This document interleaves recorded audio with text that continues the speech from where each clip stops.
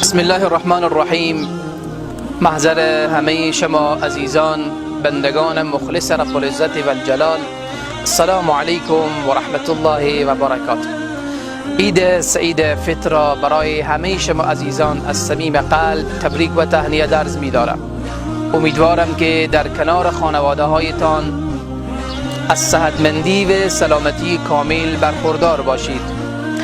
طوری که همه من و شما مستحضر هستیم، اطبای عزیز و بزرگوار جهت عدم گسترش ویروس کرونا توصیه نمودند که عید را در جوار خانواده هایتان تجلیل بکنید.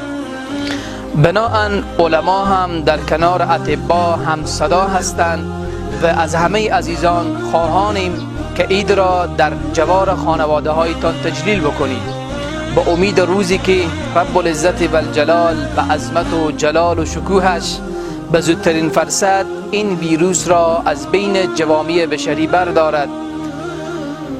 بناهن من و شما از دریچه دل و از دریچه قلب عید را تجلیل میکنیم و برادران عزیزمان را، مسلمان ها را به آغوش میگیریم و همدیگر را حلال میکنیم و خود را آراسته به صفتی از صفات بهشتیان میکنیم.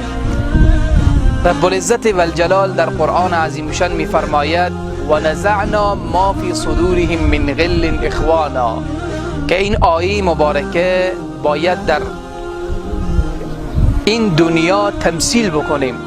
من و شما زمانی میتوانیم بهشت آخرت را به دست بیاریم که در دنیا خود را داخل بهشت بکنیم و این آیه بهشت را برای من و شما ترسیم می کند.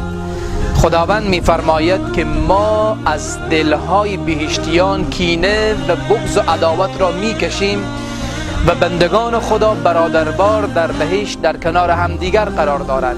پس ما هم امسال به خاطر ویروس کرونا در کنار خانواده های خود هستیم، ولی کینه ها را از دلها بیرون میکنیم و به حق همدیگر دعای خیر میکنیم و حلالیت طلب میکنیم و از طریق تلفن ها اتصال برقرار میکنیم و میشود که از طریق تلفن ها صله رحم ارمان شما به جا بیاریم. عزیزان، قدر همدیگر را بدانیم. من و شما از خیلی نعمت ها محروم شدیم. سال گذشته می توانستیم در عید همدیگر را به آغوش بگیریم و همدیگر را به آغوش فشار بدیم، دست همدیگر را فشار بدیم. من و شما از این نعمت ها محروم شدیم. قدر یکدیگر را بدانیم، قدر نعمت های رب العزت و الجلال را بدانیم و همدیگر را دوست داشته باشیم. مؤمن باید دوست داشتنی باشد و بندگان خدا را دوست داشته باشد. مؤمن باید مرکز محبت باشد، منبع محبت باشد. از مسلمان باید محبت تراوش بکند. من و شما باید همدیگر را دوست بداریم، نعمتهای خداوند را قدر بکنیم. برادری، دوستی، محبت یکی از جمله نعمتهای بزرگ رب العزت و الجلال. امیدوارم که قدر این نعمت عظیم رب العزت و الجلال را بدانیم. امیدواریم که پروردگار عالم همه من و شما را از گزند روزگار، آفات و مصائب و از ویروس ها و امراض در پناه و عصمت خود داشته باشد. خداوند صلح و آرامش سرتاسری نصیب ملت مظلوم افغانستان بگرداند و همه شما بزرگواران در هر گوشه از جهان که صدای بنده را میشنوید، عید از صمیم قلب برایتان تبریک عرض می‌دارم.